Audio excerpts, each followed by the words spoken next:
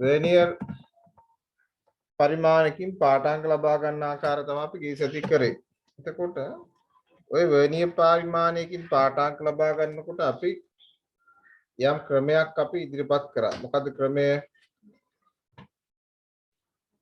සාමාන්‍ය මීටර උලක් ගත්තොත් එයාගේ තියෙන එක පරිමාණය.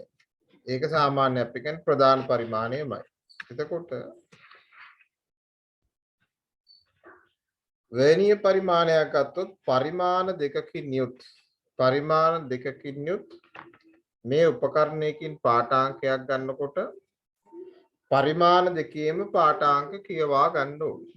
පරිමාණ දෙකේම පාඨාංක කියවා ගන්න ඕනේ. එතකොට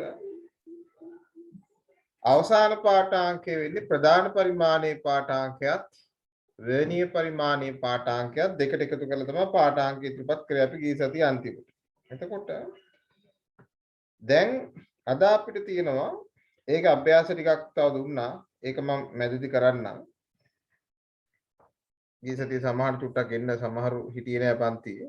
ඒ නිසා මේ ඒ කොටස නැවත කියලා දෙනවා පාඨාංක ගැනීම ටිකක් දවල් වෙලා. අද පාඩම ඉස්සරහට යනවා. මොකද ඒක ඉස්සරහට ගියපදම ආපහු නැවත අල්ලගන්න ලේසි. දැන් අද තියෙනවා දැන් පරිමාණ දෙකකින් යුත් උපකරණයකින් පාඨාංකයක් ගන්නකොට පාඨාංක ගන්න පෙර මෙයාගේ අර ප්‍රධාන පරිමාණයේ ශුන්‍යත් වර්නියර් පරිමාණයේ ශුන්‍යත් එකට සම්පාත වෙලා තියෙනවා. ඒ කියන්නේ දැන් අපි යම්කිසි පරිමාණයක හිතන්නකො මේ තියෙන්නේ ප්‍රධාන පරිමාණය කියන මේක තමයි ප්‍රධාන පරිමාණයේ බිඳුව. එතකොට මේ තියෙන වර්නියර් පරිමාණය. මේ තියෙන වර්නියර් පරිමාණයේ බිඳුව. හරිද?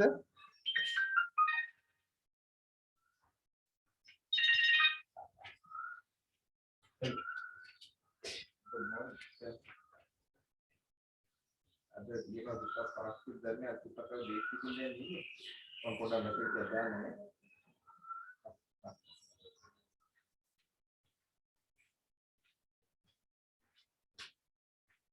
එතකොට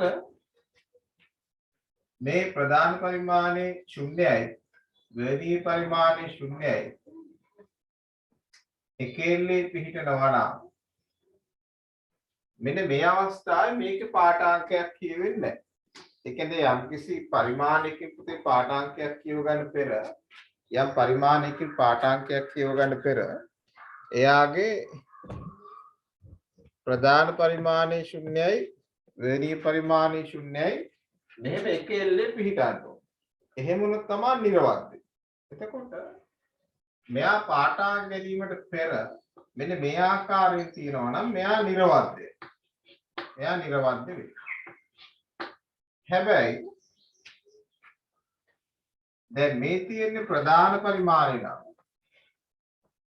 මේ තියෙන්නේ ප්‍රධාන පරිමාණය නම්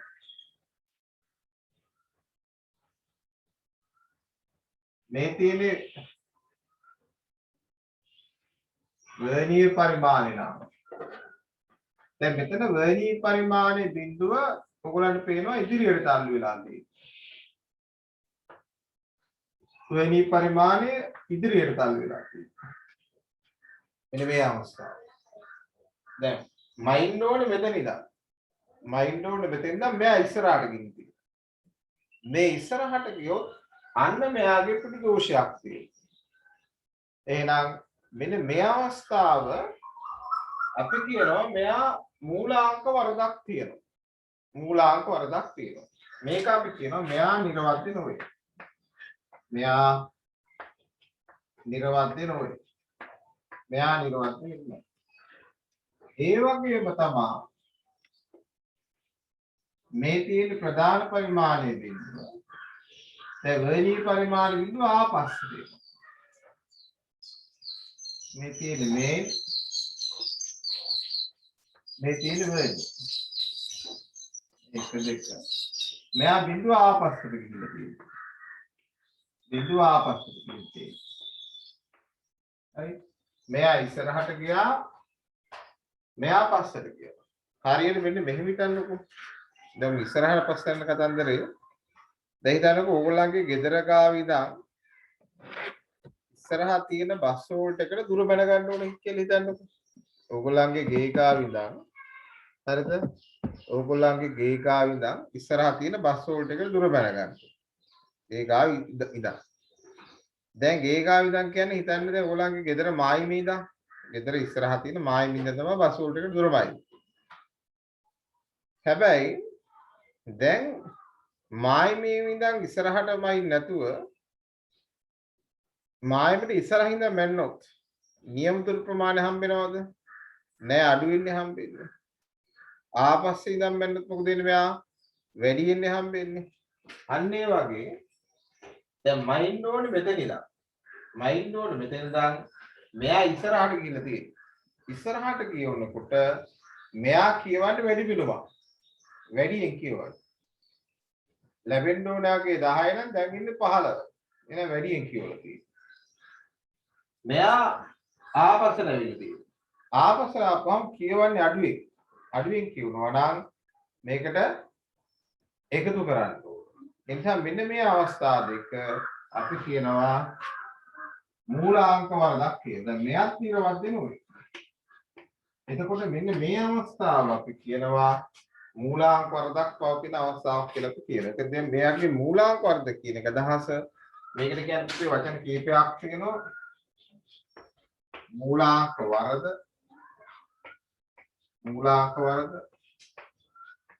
මූලාංක දෝෂය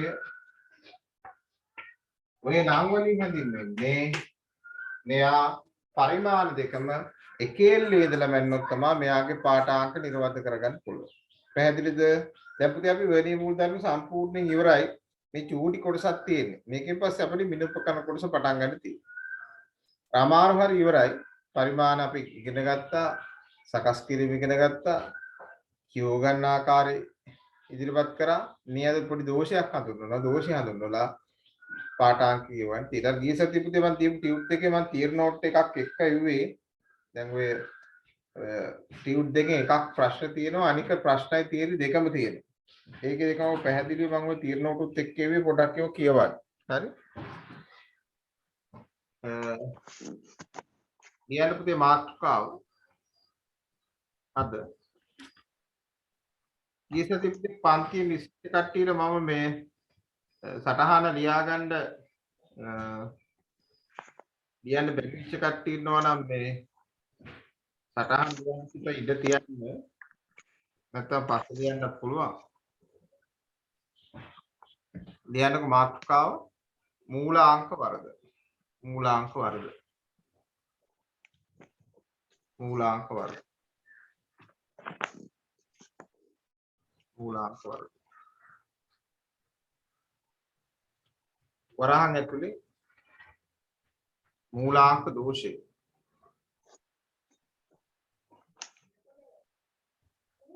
දෝෂය.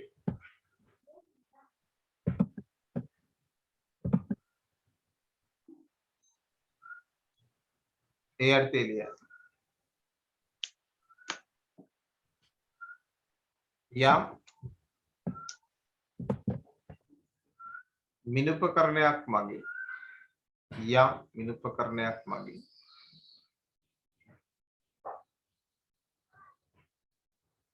පාඨාංකයක් කියවා ගැනීමේදී යම් මිනුපකරණයක් මගේ පාඨාංකයක් කියවා ගැනීමේදී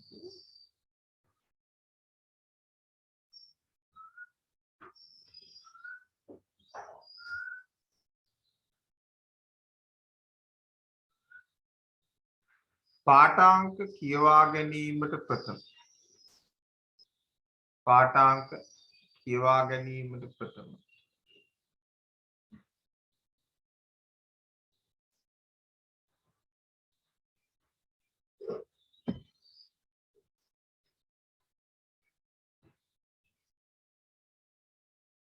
එහි ප්‍රධාන පරිමාණයේ ශුන්‍යත්වය.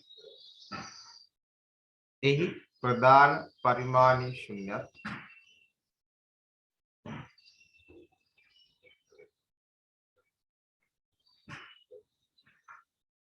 वर्नियर परिमाणी शून्य, वर्नियर परिमाणी शून्य,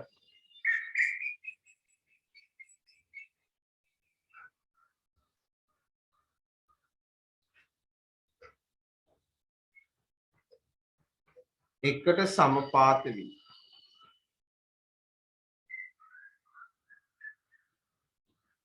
තිබිය යුතුයි.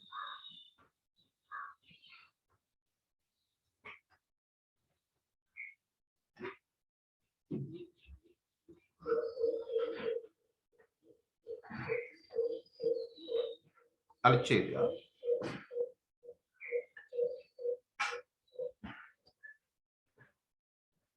නමුත්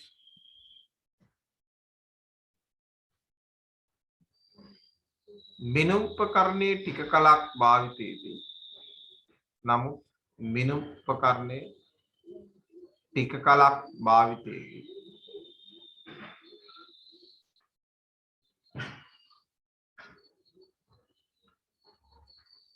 එහි අත්‍යවශ්‍ය කොටස්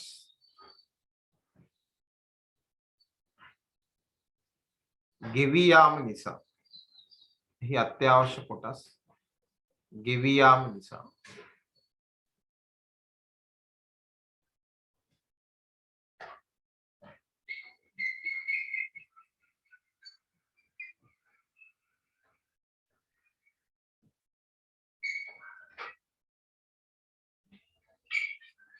පාඨාංකයක් ගැනීමට ප්‍රථම පාඨාංකයක් ගැනීමට ප්‍රථම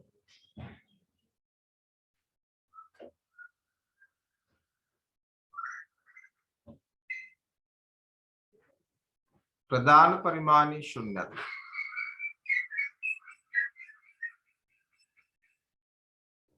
वर्नियर परिमाणी शून्य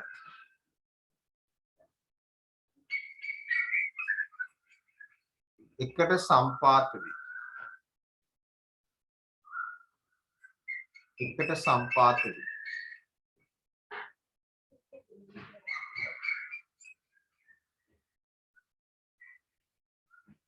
නොතිබිය හැකි එකට සම්පාත වී නොතිබිය හැකි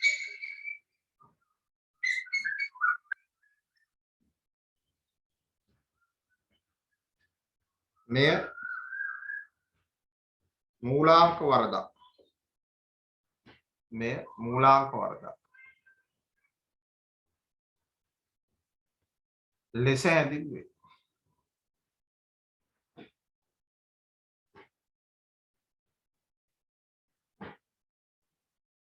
අනුච්ඡේදය ලියන්න පුළුවන්.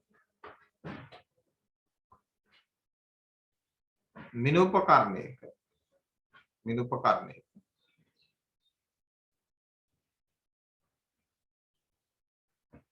प्रधान परिमाणी शून्य मिनुपकरणयක प्रधान परिमाणी शून्य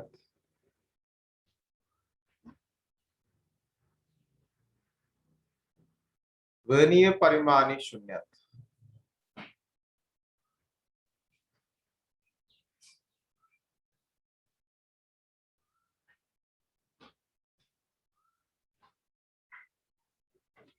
එකට සම්පාත නොවීම එකට සම්පාත නොවීම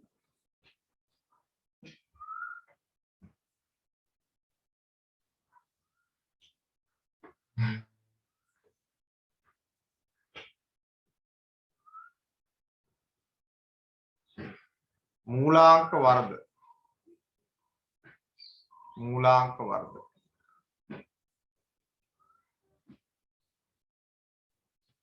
ලෙස හැඳින්වේ.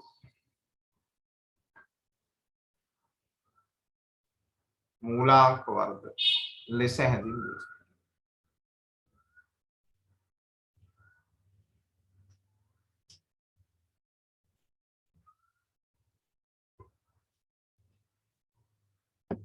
දැන් අදගන්න පුතේ මේ රූප සටහන් තුන පෙළට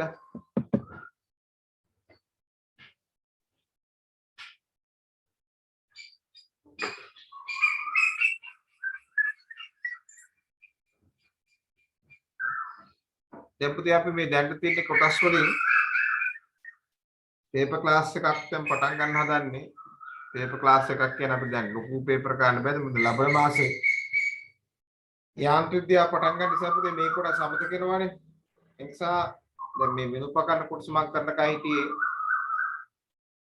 විනුපකරණ කොටස කරපුවා අපිට විහිවගත රචනා ලියන්න පුළුවන් බහුවන් ලියන්න පුළුවන් රචනා මට්ටමේ මාන ප්‍රශ්න ලියන්නත් පුළුවන්. ඒ නිසා අපි මේ පන්තියේම කොටසක් ලෙස අපි වෙන දවසක් මම කියන්න කට්ටියන් අහන්න අපේ සතියේ මේ ඔය විභාග ප්‍රශ්න පාස් පේපර්ස් ආදර්ශ ප්‍රශ්න සාමාන්‍ය ලොකු වෙලාවක් කරන්නේ නැහැ. දැන් ඒක පැයකමාරක් වගේ ඒ වෙලාව ඇති පැය දෙකක්ම වුණේ. අපි ඒ වෙලෙම ඔන්ලයින් ලිව්වා සාකච්ඡා කරා. මම මේක දැන් මෙතන පොඩක් ඔය මේ විභාගත ප්‍රශ්න ටික චුට්ටක් තාම ඉවර නෑනේ. ඒක ඉවරනකයි ඉන්නේ. ලබන මාස මුල් සතියේ පුතේ අපි යාන්ත්‍රික විද්‍යාව පටන් ගන්නවා දෙවෙනි එකකේ.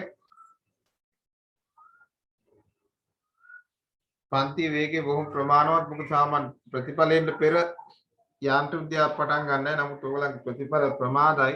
නිසා ප්‍රතිඵල එනකම් බලන් ඉන්න බෑ. මේ තීර තත්ත්වයට සාමාන්‍ය පෙළ ප්‍රතිඵල නැතුව උසස් පෙළ ඉස්කෝලේට ගන්න මට්ටමක් තියෙන එක ප්‍රතිඵල ටික දී ගන්න බැරුව. ඒ නිසා අපි වැඩසටහන ඉදිරියට අරන් යමු.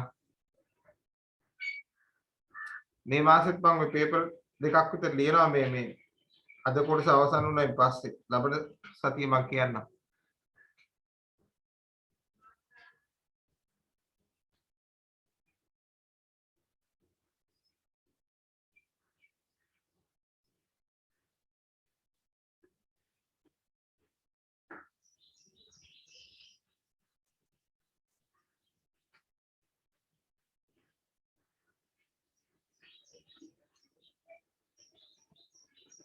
අද ගන්න පුතේ රූප සරහන් තුන පෙළට.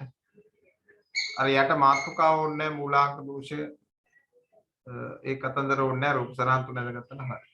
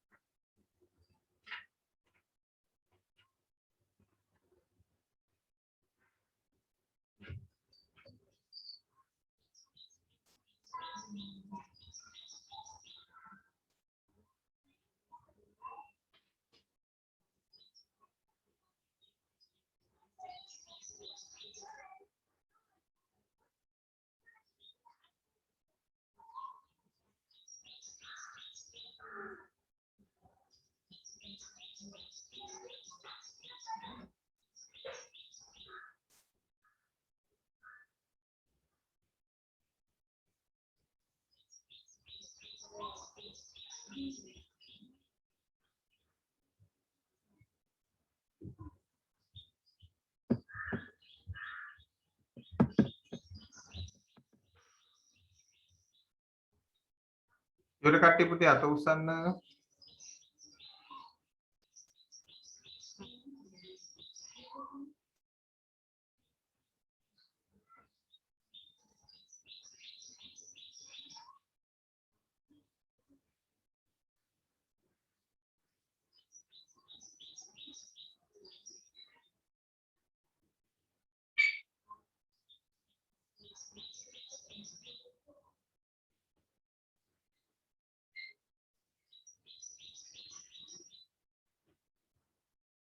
අනිත් කට්ටිය ඉවරද? 4 දෙනෙක් ඉවරයි කිව්වා.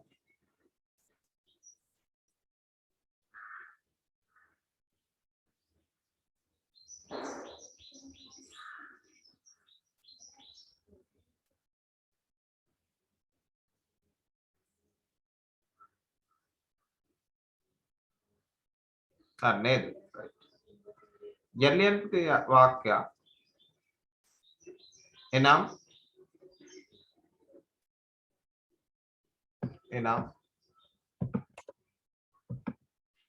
ප්‍රධාන පරිමාණයේ ශුන්‍යයට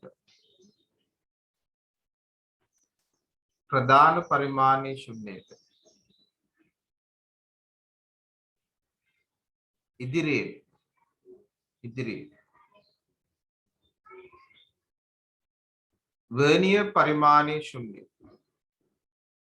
වර්නියර් පරිමාණයේ ශුන්‍ය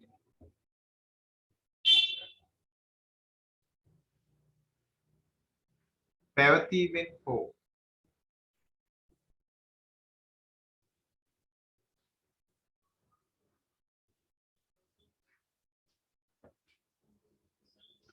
ප්‍රධාන පරිමාණයේ ශුන්‍යයට පිටුපස්සේ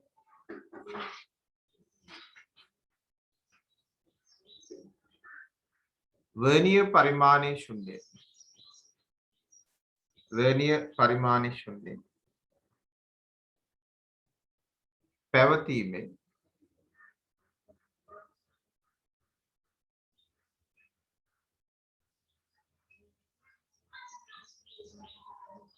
මූලාංක වරදක් ඇති විය හැක.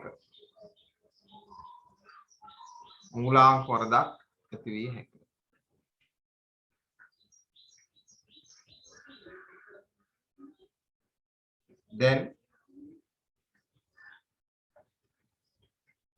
මෙම මූලාංක වරද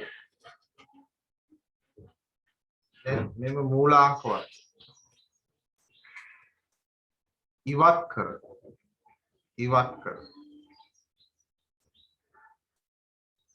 නිවැරදි පාඨාංකය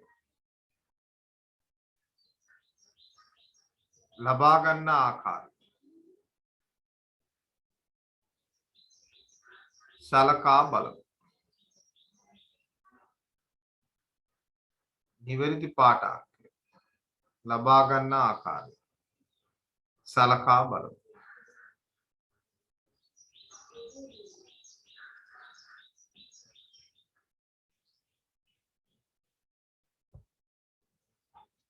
right, දැන් අපි දන්න අපේ මෙන්න මෙහෙම එකක්. ඕනෑම පරීක්ෂණාත්මක ප්‍රතිඵලයක මේ නිවැරදි පාඨාංකය ලබා ගන්න නම් ලැබෙන පාඨාංකයේ මූලාංක වරදක් හෝ දෝෂයක් අඩු කරන්න බෑ. එහෙනම් ඕනෑම පරීක්ෂණාත්මක ප්‍රතිඵලයක මේ නිවැරදි පාඨාංකය කියන්නේ මේ ලැබෙන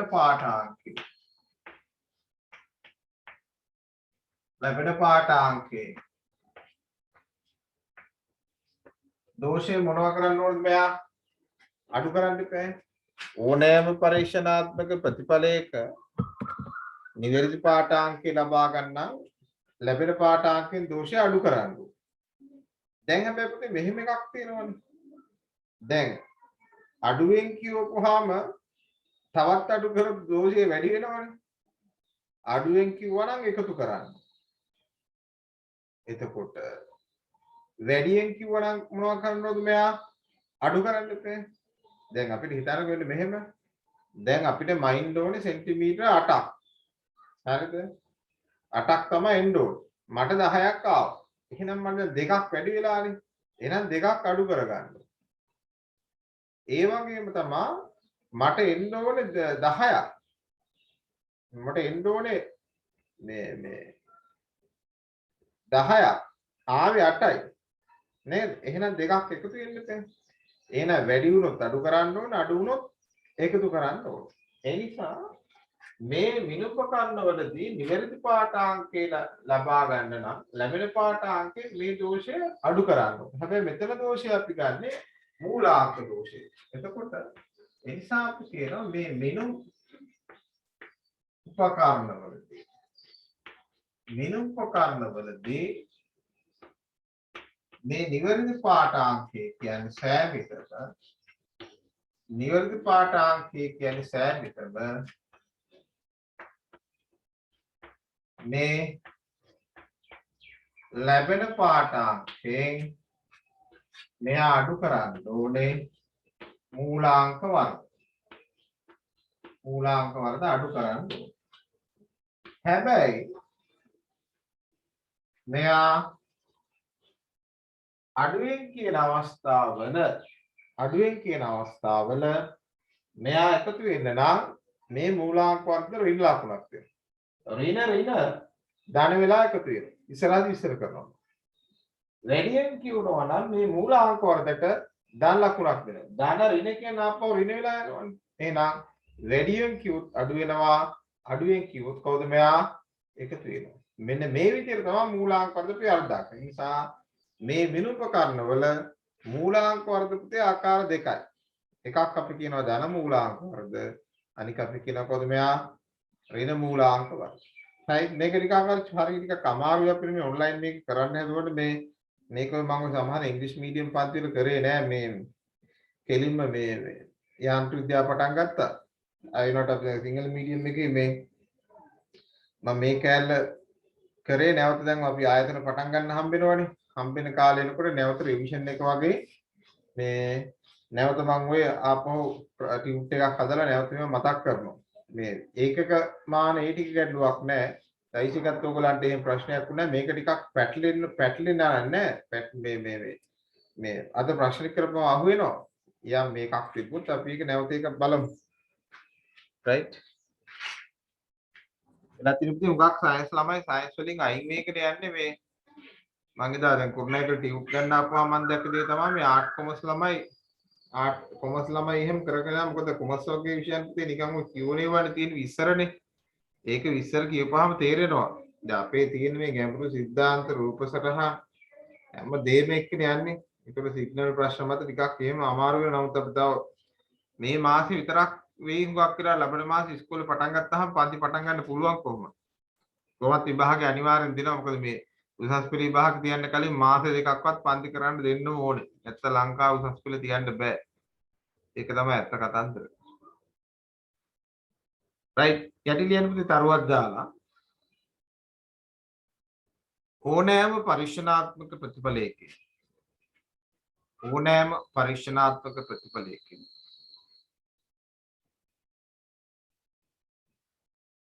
නිවැරදි පාඨාංකයක් ලබා ගැනීමට නම් ඕනෑම පරීක්ෂණාත්මක ප්‍රතිඵලයකින් නිවැරදි පාඨාංකයක් ලබා ගැනීමට නම්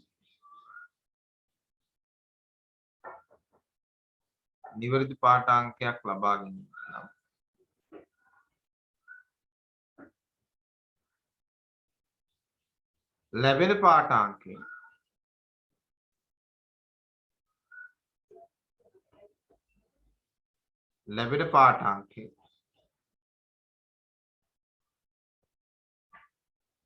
එම දෝෂය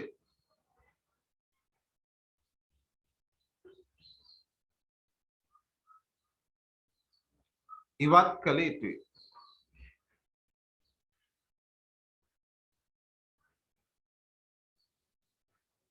එවිට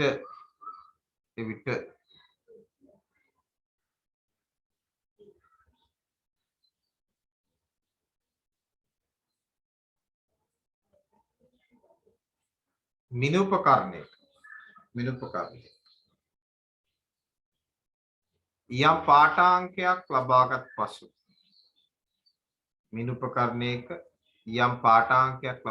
පසු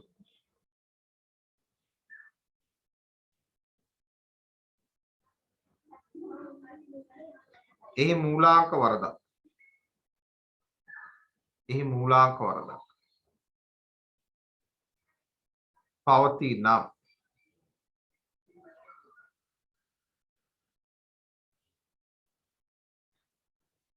ලැබෙන පාඨාංකය මූලාංක වර්ගද